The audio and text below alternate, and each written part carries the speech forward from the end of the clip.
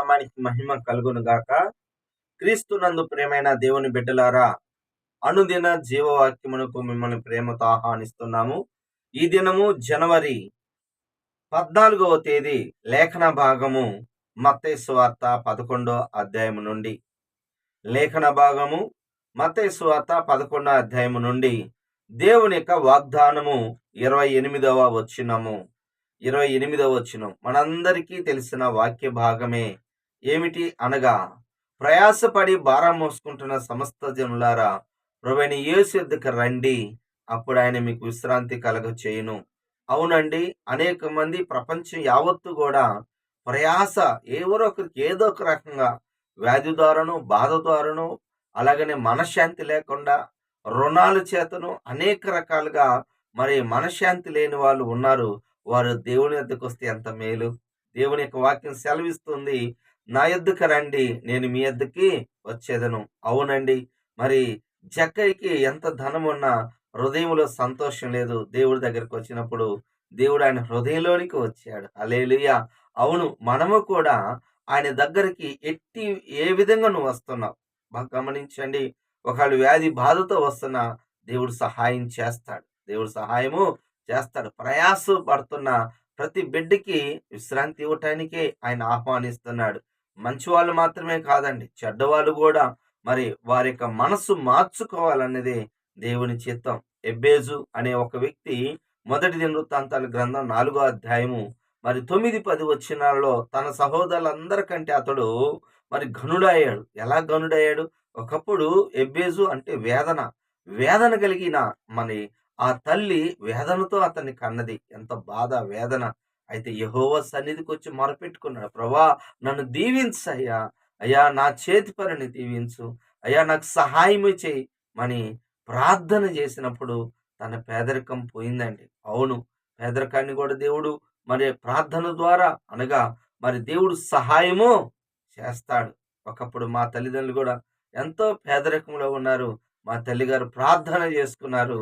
దేవుని మహాకృపను బట్టి మా నాన్నగారికి గవర్నమెంట్ ఉద్యోగం వచ్చి పేదరికము నుంచి విడుదల ఇచ్చాడు. అవునండి, ప్రయాసతో ఉన్న మనము దేవుడు ఏదో ఒక రూపంలో సహాయం చేయటానికి ఇష్టపడతాడు. కాబట్టి మనం ఆయన దగ్గరికి వచ్చినప్పుడు ఆయన మనకి సహాయము చేస్తాడు. దేవుడు మనందరినీ దీవించును గాక.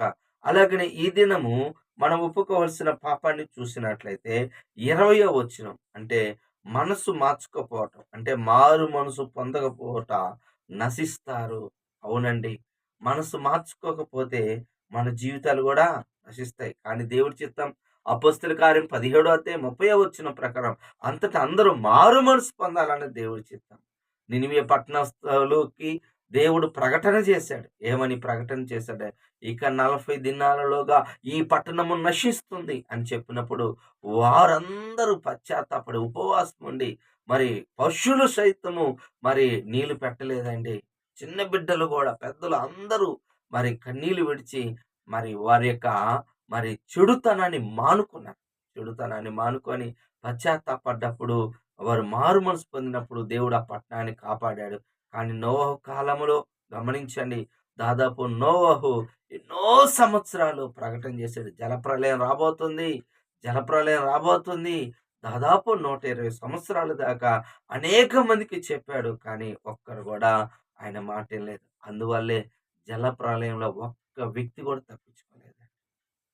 ఎంతో మంది ప్రయత్నం చేసి ఉండొచ్చు, ఆ ఓడ చుట్టూ అనేక సార్లు తిరిగి ఉండొచ్చు, కానీ జలప్రళయము వాళ్ళందరినీ ముంచివేసింది. ఒక్కరు కూడా మరి మిగలేదు. అవును, మారు మనసు పొందటానికి దేవుడు పిలుస్తాడు. అలాగనే ఈ యొక్క సువార్తలో కూడా మత్తయి సువార్త 11వ అధ్యాయం 20వ వచనములో, అయ్యో కొరేజన్, అయ్యో బెత్సయిదా, మరి మీలో చేసిన అద్భుతాలు, ఎన్ని అద్భుతాలు, స్వస్థతలు ఎందుకో తెలిసిన మనం మారు మనసు పొందాలని. ఆ మారు మనసు పొందని పట్టణాలు నశించిపోయాయి. కాబట్టి మారు మనసు పొంది మనము మేలు పొందుకుందాం. అంటే నశించకుండా, అంటే దుష్టులతోనూ మనం నశించకుండా ఉంటాం. మన మనసు మార్చుకున్నప్పుడు దేవుడు మనకు సహాయం చేస్తాడు. సిలువ మీద కుడి చేతి పక్క దొంగ మనసు మార్చుకున్నాడు, కానీ ఎడం చేతి పక్క దొంగ మనసు మార్చుకోలేదు. అందువలనే కుడి చేతి పక్క దొంగ పరదేశికెళ్ళాడు, ఎడం చేతి పక్క దొంగ పాతాళానికి వెళ్ళాడు. అవును, మన మనసు మార్చుకుందాం గాక. చివరిగా 29వ వచనంలో ఆయన యొద్దకు వచ్చినప్పుడు మరి మనము ఆయన యొక్క కాడి మన మీద ఉంచుకున్నాం. అంటే ఆ కాడిని ఎత్తుకొని మనం నేర్చుకోవాలి. ఆయన సాత్వికుడు, దీన మనసు గలవాడు.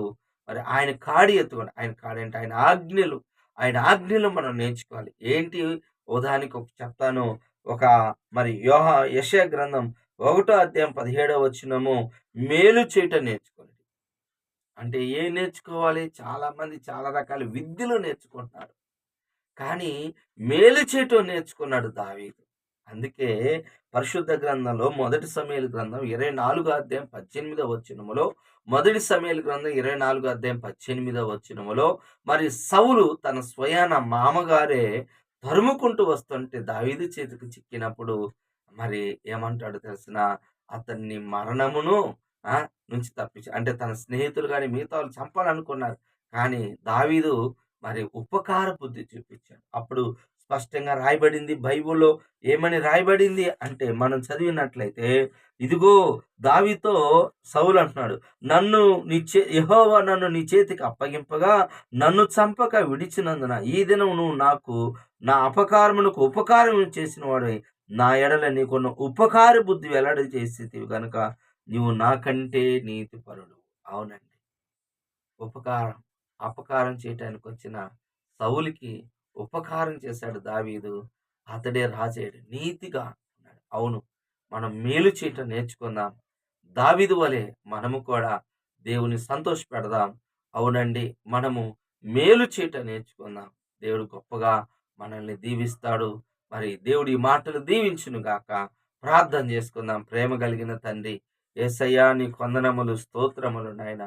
కృప కలిగిన తండ్రి, దయగలిగిన దేవుడా, మరి కూడొచ్చిన బిడ్డలందరినీ దీవించండి ప్రభా. వారు నాయన ఈ యొక్క కార్యక్రమాన్ని వీక్షిస్తున్న ప్రతి బిడ్డని దీవించండి. వాళ్ళ అవస్థ తక్కలు తీర్చండి. ఏ భారంతో, ఏ ప్రయాసతో ఉన్నారో వారిని స్వస్థపరచండి ఆయన. బాగు చేయి. మారు మనసు పొందాలంటున్నాం. మారు మనసు పొందకపోతే నశిస్తాము ప్రభా. అలాగే మేము నశించిపోకుండా ప్రభా, నీ కాడినెత్తుకొని మేము నేర్చుకునే వాళ్ళముగా దయచేయండి. నీ కాడి అనగా నీ ఆజ్ఞలు భారమైనవి కావు నాయన. అయ్యా, ఉపకార బుద్ధి, మేలు చేయటం నేర్చుకున్నప్పుడు నాయన మేము కీడు చేయాలనుకున్న వారికి కూడా మేము మేలు చేస్తే తండ్రి, దావీదు ఏ విధంగా మేలు చేసి నాయనా తన యొక్క ఉపకార బుద్ధిని నీతిపరుడుగా పరుచుకున్నాడు. చివరికి దావీదు రాజయ్యాడు. ప్రభా, అలాంటి మనసు మాకు అనుగ్రహించి ఈ ఉదయ కాలము నీ కృప మా మీద కుమ్మరించి మా పనుల్లో నాయన బిడ్డలకి నాయన ప్రతి ఒక్కరికి ఆయుష్ ఆరోగ్యాలు, చదువుకుంటున్న చదువును, వివాహం కాని వారికి వివాహాలు, అయ్యా సంతానం లేని వారికి సంతానమును దయచేసి. ఎంతో మంది బాధపడి వాళ్ళ కన్నీళ్లు తుడువయ్యా, వారికి సహాయం చేయండి ప్రభా. వారిని మీ నామమున ముట్టండి. దిగులు నుంచి, వ్యాధి నుంచి విడుదలయ్యమని, సహాయం చేయమని, మహిమను తెచ్చుకో. యేసు నామములో ప్రార్థిస్తున్నాను తండ్రి. ఆమె తన యొక్క ప్రేమ, కుమారుని యొక్క కృప, పరిశుద్ధాత్మిక దీవెన సదాకాలం మనందరికీ తోడుగా ఉండును కాక. ఆమేన్. ఆమేన్. ప్రభు నామములో మీ అందరికీ వందనాలు. దేవుడు దీవించును గాక.